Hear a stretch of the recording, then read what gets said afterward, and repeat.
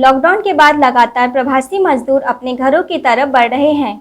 तकरीबन 2 महीने से ये सिलसिला बदस्तूर जारी है। इस दौर में वह कितना परेशान हो रहे हैं, उसे शायद कोई नहीं समझ सकता। किसी ने सोचा ना था कि कोरोना हमारे देश की व्यवस्थाओं की पोल इस तरह खोल देगा। कोरोना से बचाव के लिए जब लॉकडाउन किया गया तो इंसानी संवेदनाओं के साथ सभी सरकारों की हकीकत भी सामने आ गई। कई सियासतदानों को इन मजदूरों में राजनीति करने का मौका मिल रहा है और कोई भी इस मौके को हाथ से नहीं जाने देना चाहता। राजनीति लोगों के जहन में इस कदर हावी है कि गरीबों की मदद में भी नेताओं और पार्टियों का जमकर प्रचार प्रसार किया जा रहा है।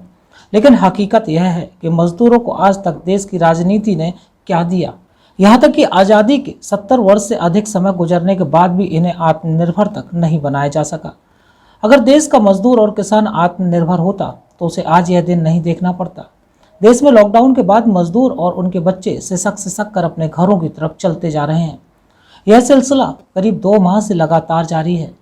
आज लॉकडाउन का चौथा चरण शुरू हो चुका है, लेकिन इस 2 माह में मजदूरों को उनके घर तक पहुंचाने की व्यवस्था किसी प्रदेश की सरकार नहीं कर पाई।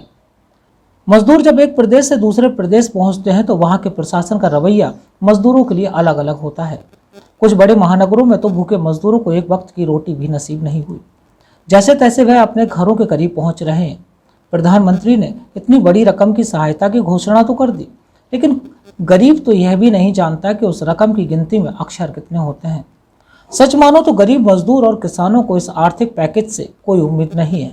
मऊरानीपुर में वापस लौटे मजदूरों से हमारी टीम ने भी उनका हाल जाना और बस एक सवाल पूछा कि सरकार से आपकी क्या उम्मीदें हैं। जो जवाब मिले उससे तो यही लगता है कि गरीबों का सरकारों पर से विश्वास उठता जा रहा है। क्या नाम है आपका? मालती। मालती जी, कहाँ से हैं आप? दिल्ली से आए। दिल कहाँ जाना है?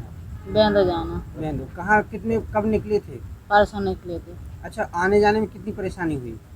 परेशानी पैदल भी नहीं गए और ट्रक भी मिला। हाँ। अच्छा, ये बताइए खाने पीने की व्यवस्था कहाँ कहाँ हुई? खाना पीना की व्यवस्था तो सही है, खाना पीना तो मिलता रहा। मिलता रहा। हाँ। क्या नाम है बेटा? कौशल्या। कौशल्या। बेटा मम्मी पापा के साथ कहाँ से आ रही हो? दिल्ली से। दिल्ली से आ रही हो। कहाँ जाना है? होकर महूकंड जाना है। कब निकले थे बेटा वहाँ से? 3 दिन हो गए। 3 दिन हो गए। अच्छा, मम्मी पापा के साथ में कितना पैदल चले आप लोग? 15-20 किलोमीटर। हैं? 15-20 किलोमीटर। अच्छा, बस कहाँ से मिली आप लोगों को? मोटे गाँव से, गाजियाबाद से। बस कहाँ से मिली? गाजियाबाद। कहाँ छोड़ा उसने फिर? अरे आधे बस स्टैंड पे छोड़ दिया और आदमी सारे घूमते रहे। हाँ। पता नहीं कहाँ छोड़ दिया था और कहीं भी छोड़ दिया, पूरे पता नहीं कहाँ ले गया, घुमा के लाया और चल लाया, छोड़ दिया।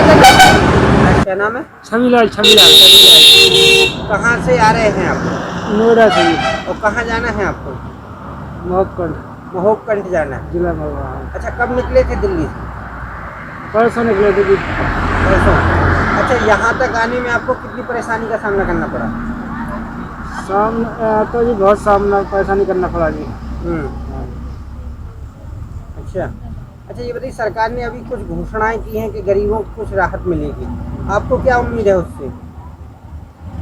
ऐसे मिलने पे ही पता लग सकता है अगर कुछ मिलेगा या नहीं मिलेगा, और आदमी ऐसे टैरिस कैसे बता सकता है। अच्छा, अब आप यह तस्वीरें मऊरानीपुर की हैं, जहां करीब रात के 11 बजे जब सड़क के किनारे बैठे मजदूरों को हमारे संवाददाता ने देखा और उनसे बात की, जिस पर उन्होंने बताया लॉकडाउन 4 की घोषणा होने के बाद प्रवासी मजदूरों का घर वापसी का सिलसिला रुकने का नाम नहीं ले रहा है।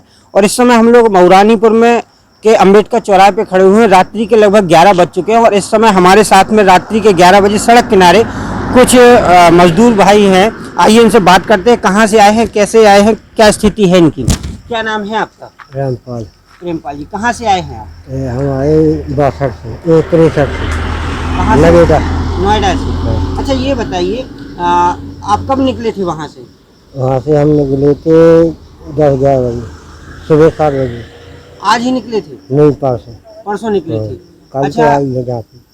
कल झांसी आए कल झांसी आए हो। जी। अच्छा, ये बताइए इतने सफर में क्या क्या परेशानी का सामना करना पड़ा आपको? परेशानी बस हुई है जो परेशानी पैदल नहीं में पड़ा। कितना पैदल चले? काफ़ी चली तो मान लो 4-5 रोज चली। अच्छा अच्छा, ये बताइए आप जब घर जा रहे हैं तो घर जाके क्या करेंगे आप लोग? है क्या कहें, मजदूरी होगी तो कहें, तो अपने घर बैठो का कहें, सुकून, घर में सुकून रहेगा। क्या कहें। अच्छा, सरकार ने अभी कुछ घोषणाएं की हैं, हाँ जी, तो आपको कुछ उन घोषणाओं से उम्मीद है? बिल्कुल है, जब देगा तो सब उम्मीद है उसमें क्या। क्या अभी तक कोई योजना का लाभ मिला आप लोगों को? अभी तो सुनी नहीं है हमने अभी। ये सरकार ने कहा है कि 20 लाख करोड़ का एक पैकेज हुआ है हाँ, जो देश के लोगों को दिया जाएगा, हाँ। तो क्या उससे कितनी उम्मीदें हैं, मिलेगा कि नहीं मिलेगा? मिलेगा साहब तो ठीक है, नहीं मिलेगा तो ठीक। कोई दिक्कत नहीं है, अगर दे दिया तो ठीक, नहीं दिया तो कोई दिक्कत बताओ जबरदस्त। नहीं। चलिए हमारे साथ में कुछ लोग और हैं, इनसे भी बात करते हैं। क्या नाम है आपका? मसाराम, कहाँ से हैं आप? दिल्ली से गुड़ारी, अच्छा, कहाँ जा रहे हैं? बनवाड़ी। पनवाड़ी। कब निकले थे? हम निकले थे आज 7वां दिन है। 7वां दिन है। हाँ, पैदल कितना पैदल चले आप लोग? 7 दिन बराबर हो गए पैदल चलते चलते। 7 दिन बराबर हो गए हाँ। पैदल चलते। अच्छा, इस दौरान खाने पीने की क्या क्या कहीं व्यवस्था हुई, क्या हुई? खाने पीने की रास्ते में खाना टेंट लगा हुआ, जो खाना पीना मिलता रहा, खाने। मिलता रहा। हाँ जी। अच्छा, जो सरकार द्वारा व्यवस्थाएं की जा रही थी बसों से, उसका कितना कहाँ कहाँ बसें मिली आपको? कोई बस नहीं मिली जी हमको, और हम वहीं से पैदल चले, पूरी रात पैदल चलने के बाद में 4 बजे हम, क्या नाम तुम्हारे, ये बदरपुर बॉर्डर आए, तो वहाँ पे पुलिस वालों ने हमको बॉर्डर से लाठी मार के भगाया है। अच्छा। हाँ जी, और हमको पूरे दिन वहाँ बैठाए, बोले हम शाम को निकालें, शाम को निकालें, कोई नहीं निकाला है। इसके बाद में हम 2 किलोमीटर घेर के खेतों से, जंगलों से होते हुए फिर हम बाईपासों के रूट पर आए हुए हैं, हैवी रूट पर। अच्छा, सरकार जो अभी घोषणा कर रही है हाँ जी। कि 20 लाख करोड़ की घोषणा की है सरकार ने हाँ जी। कि लोगों को राहत मिलेगी, उससे कितनी उम्मीदें हैं?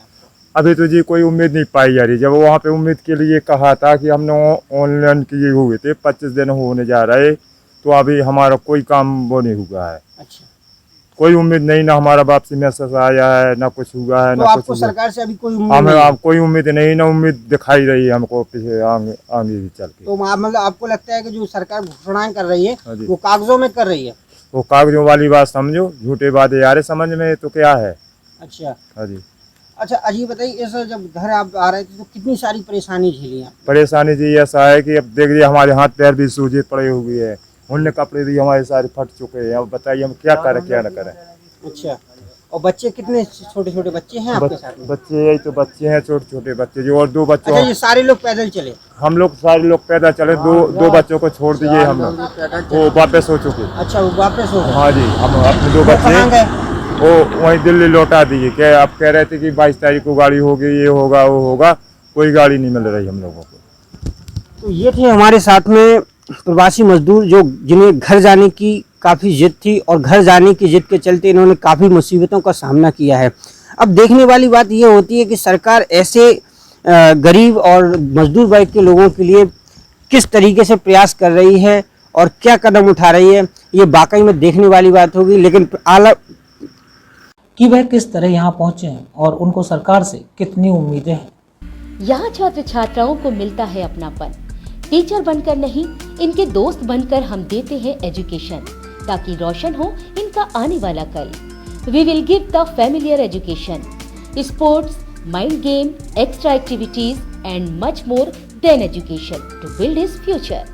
The Gramoday International College, Jhansi road, Mauranipur.